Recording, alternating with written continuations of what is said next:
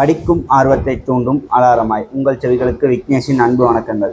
இன்றைக்கி நம்ம கோயம்புத்தூரில் நடந்துக்கிட்டு இருக்கிற புத்தக கண்காட்சியை பற்றி தான் பார்க்க போகிறோம். இந்த புத்தக கண்காட்சியில் 1,00,000க்கும் மேற்பட்ட புத்தகங்கள் வந்திருக்கு. 320 ஸ்டால்கள் இருக்குது. இது 18ஆம் தேதி தொடங்கி 27ஆம் தேதி வரைக்கும் நடந்திருக்கு. நேற்று நான் இந்த ஃபெஸ்டிவலுக்கு போயிருந்தேன்.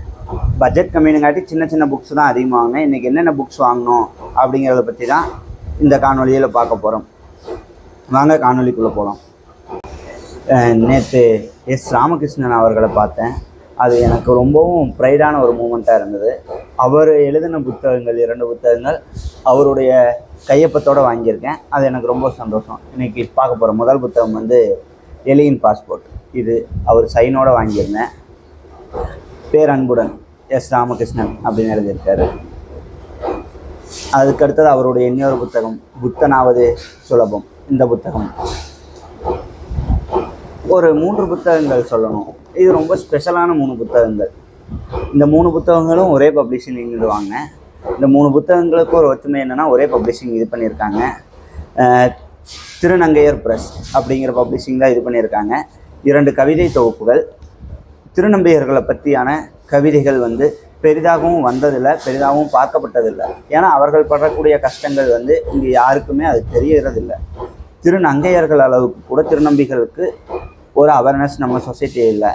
அப்படிப்பட்ட ஒரு குழுவில் இருந்து 2 கவிதை தொகுப்புகள் வந்திருக்கு. முதல் கவிதை தொகுப்பு உன்னை கொடு, திருநம்பி சோனேஷ் அவர்கள் எழுதியிருக்காரு. இந்த புத்தகம் ஒன்று. அவளுக்கு என்ன, திருநம்பி ஸ்ரீகாந்த் அவர் எழுதியிருக்காரு. இது 2மே கவிதை தொகுப்பு. இந்த கவிதை தொகுப்பு படித்து பார்த்தேன். ரொம்பவும் நல்லாவும் இருந்தது. ரொம்ப சின்ன புக்கும் கூட. அதனால் நீங்கள் கொஞ்சம் ஈஸியாக படிச்சுக்கலாம். நிர்பணம் ஸ்வேதா அவர்கள் எழுதியிருக்காங்க. இது ஒரு திருநங்கையரை பற்றியான சுயசரிதை. அதை தான் எழுதியிருக்காங்க. அவங்க படக்கூடிய கஷ்டங்கள், அது என்னென்னலாம் பண்ணியிருக்காங்க அப்படிங்கிறத பற்றி தான் இந்த கதை தொகுப்பு இருக்குது. இதை நான் உங்களுக்கு படிச்சுட்டு புக் ரிவ்யூ பண்ணுறேன். அதுக்கப்புறம் ரொம்ப நாள் பக்கெட் லிஸ்ட்டில் இருந்த ஒரு புக்கு ஜேவின் சில குறிப்புகள். சுந்தரம் ராமசாமி அவர்கள் எழுதியிருந்த புத்தகம். இந்த புத்தகம் தான் என் பக்கெட் லிஸ்ட்டில் ரொம்ப நாள் இருந்துச்சு. அது இன்றைக்கி வாங்கிட்டேன். அதுக்கப்புறம் மணிசபுத்திரன் அவர்கள் எழுதிய நீரிலானது. இந்த புத்தகம் தான் வாங்கியிருக்கேன். அப்புறம் எல்லாமே ஒரு 4 புத்தகங்கள் கம்யூனிச புத்தகங்கள் வாங்கியிருக்கேன். இந்த 4 புத்தகங்கள் கம்யூனிச புத்தகங்கள் வாங்கியிருக்கேன். கம்யூனிஸ்ட் கோட்பாடு, கம்யூனிஸ்ட் கட்சியின் அறிக்கைகள், கூலியின் விலை லாபம். இந்த புத்தகம். அடுத்த புத்தகம் வந்து கூலி உழைப்பும் மூலதனமும். பெரியார் புத்தகம் பெண் ஏன் அடிமையானார்.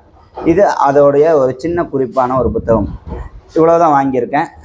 இந்த புத்தகங்கள்லாம் படிச்சுட்டு உங்களுக்கு நான் எப்படி இருக்குன்னு சொல்கிறேன். நன்றி, வணக்கம்.